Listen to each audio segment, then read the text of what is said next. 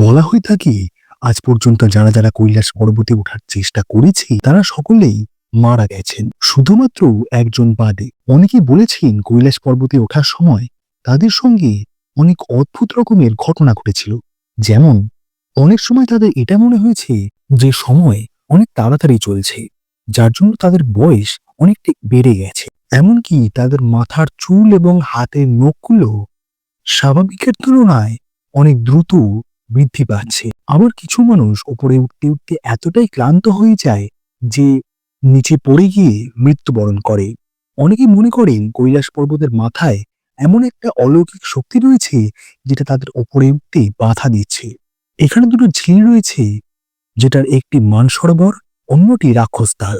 মানসরোবরের জল হলো মিষ্টি জল, যেটা চাইলে সকলেই খেতে পারে। কিন্তু অবাক করার মতো বিষয় হলো মানসরোবরের একদম নিকটেই রয়েছে রাক্ষসতাল, তবুও সেই জল সমুদ্রের জলের মতোই নোনতা এবং এখানে সমুদ্রের মতো ঢেউ ওঠে।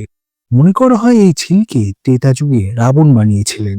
কৈলাস পর্বতে মাত্র একজনই উঠতে পেরেছেন, তাও আবার 1000 বছর আগে, যিনি হলেন মিলারেমা।